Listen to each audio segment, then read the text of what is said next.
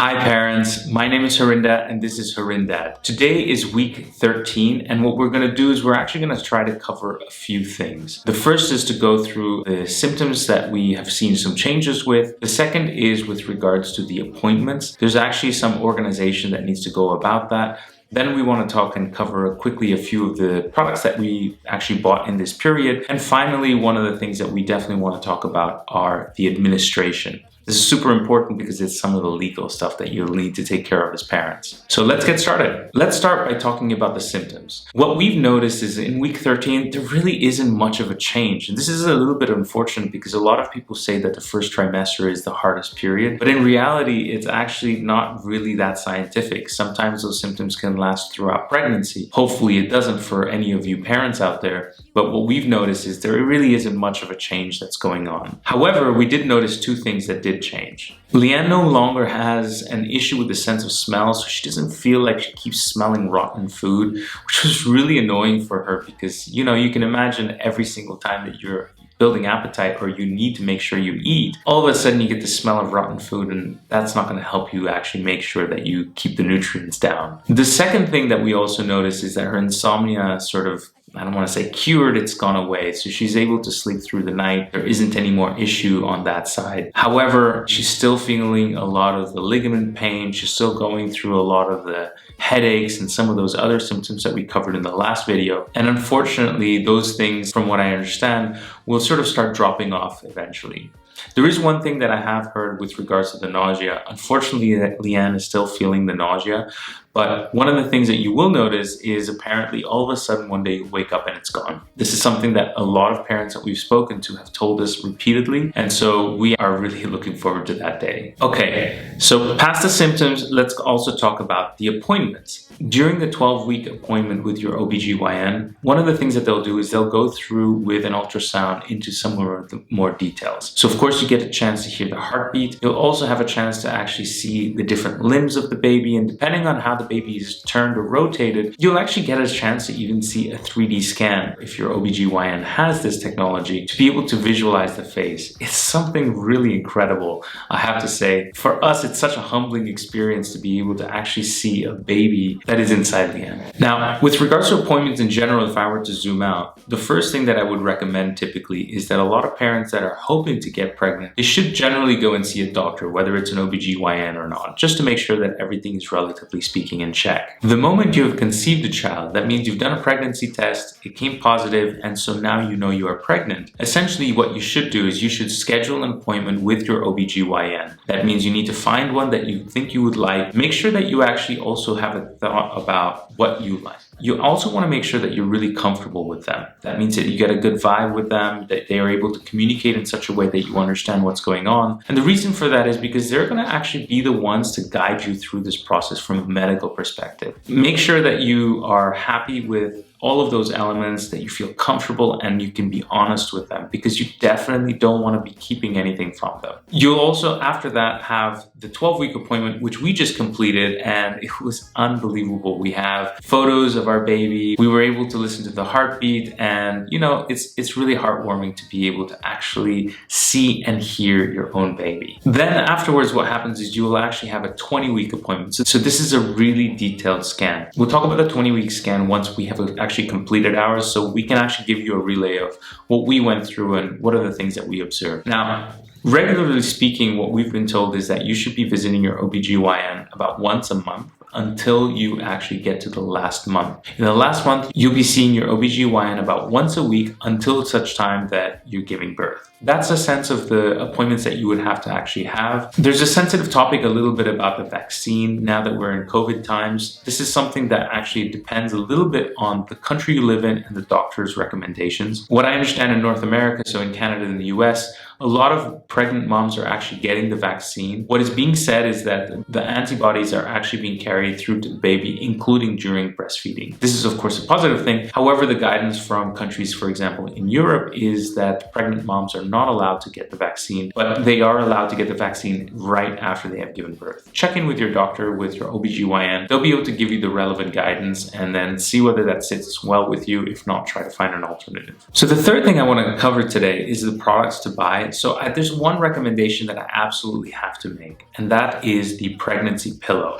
The thing that happens with the pregnancy pillow is that a lot of pregnant moms, because they're feeling this round ligament pain, they're having back pains all of a sudden, their belly is starting to grow, they really need as much support as they can get, especially because you're going to be in a seated or lying position most of the time. Pregnancy pillow helps mom really be able to get supported for that belly. What happens when the belly starts to grow is essentially the belly is going to start moving. So when you're leaning to the side, the belly starts moving and tilting to the side. So it becomes really uncomfortable because you feel the skin getting stretched.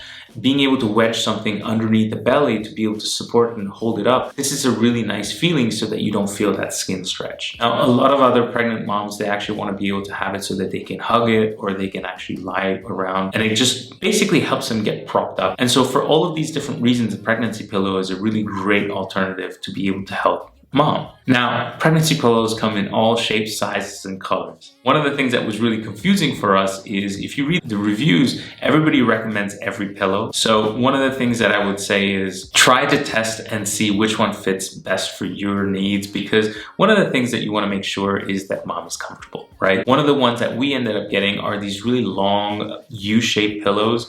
They sit around the neck and then they go around the side all the way down to the feet. They're so long, they're about human height, and what happens is that you can take the longer ends and cross them over to put your knees on top so your knees and legs are supported. This sort of eases the tension on your lower back. The other thing that Leanne does is that she actually uses it also when she's lying on the couch. So another recommendation that I would have and that we ended up giving into is actually getting two different pregnancy pillows. One for the couch and then the other one is for the bed setting. So you could actually move the one back and forth, but this pillow is really large, right? It's about 5'5", which means that, you're really lugging this thing back and forth every single time that you're moving or changing your location. So what I would recommend is just having one for each. Of course, this depends on budget and also a number of other factors, so have to think about it. But I do recommend that you definitely at least get one.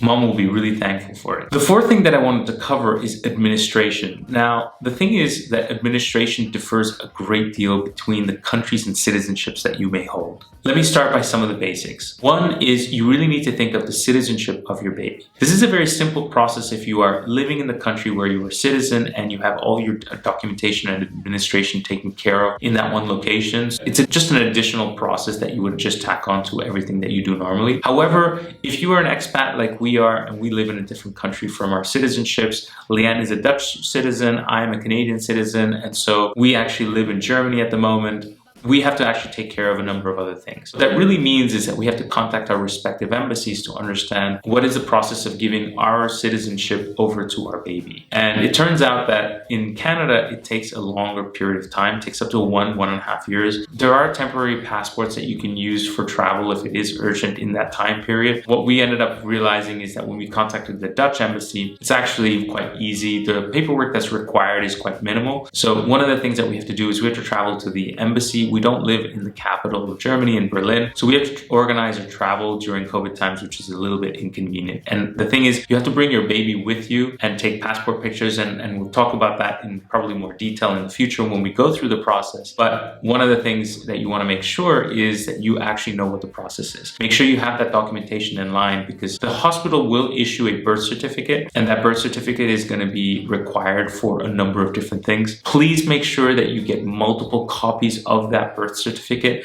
A lot of these administrative protocols require the original birth certificate. So having multiple copies right from the beginning is going to just resolve a lot of headaches. Now, the next thing is that in some countries, a lot of people actually organize to have a midwife. Now, the midwife is actually a really important person that actually visits you at home and helps you through the postnatal process. That means that if you had a cesarean section, they can check your stitches and make sure that everything is healing well. They can take care of any wounds or any physical pains that mom is going through. They also help a lot with things like nursing and postnatal care the baby would need. And so here in Germany, what happens is it's actually quite a standard practice, but it's a little bit strange as well. It's standard because a lot of moms actually get a midwife into the house, but at the same time, it's a bit strange because there's a shortage of midwives. One of the things that has been recommended to us is that we go out and actually find a midwife early. Have a think about the midwife. There is the alternative of something called a doula. The doula is an uncertified type of midwife. I don't want to overlap the two because they actually have two different competencies. But the doula is apparently somebody who has this high level of empathy and experience working with babies and pregnant moms in the postnatal process that is able to basically help you also go through the same thing. Another thing that you do need to take care of is the hospital appointment. Now, so the other thing is that you actually have a wide range of options when you are looking at giving birth. You can have everything from a home birth to a hospital birth. You have to start thinking about this earlier on. That means that having a birth plan that you can organize either with your OBGYN and or the medical clinic or hospital that you'll be dealing with is going to be really helpful. We actually opted for going for a hospital birth, and the reason for that is because one, we're expats, and so that makes us actually focus on the fact that English speaking is really important. Being out here in Germany, it's not something that's as common or prevalent. We don't want to have, in the moment of panic, some sort of translation issue or anything going on. And the larger hospitals and clinics here, they actually have English speaking doctors and nurses. The second thing is we also chose a hospital because we realized that in a lot of hospitals and any medical institution that is having people giving birth, there's a lot of things that can happen that are unpredictable. For example, if you have to have an emergency C-section, it's unpredictable that maybe another mother also needs to do that. So the smaller facilities like clinics, they will actually have people, wait in line, in the sense that because they only have 1 or 2 operating rooms, if they're taken for any other procedure, then you have to wait until that availability is there. You really want to organize this in such a way that you have these all lined up. You don't want to get to this point, which is actually where we ended up being for the midwife, for example, because there is a shortage and you feel that you would like to have that support during the postnatal process. You don't want to be struggling with not having a midwife if you choose to have one. Being able to plan and organize these things in advance, it's going to be really helpful for you to make sure that you don't have to go through the headaches, during the times in which you need all of this support. I hope this video was helpful for you to understand what actually happens and how to organize yourselves. All of the subsequent videos will keep adding some of these layers and organize the videos so that it's a little bit helpful for you to think of some of the different things that need to be taken care of. So we've done extensive research, and if you have any questions, please feel free to comment below. I'm more than happy to answer any of the questions that you may have. At the same time, consider subscribing to this channel. Every week we're going to be uploading a video to give you an update on the symptoms, of course, but also some of the other things that we had to take care of, just in order for you as, expecting parents to be able to organize yourselves according to what needs to be taken care of. Thanks for watching, and I'll see you again next week. Haters gonna hate, it's a proof of how they love.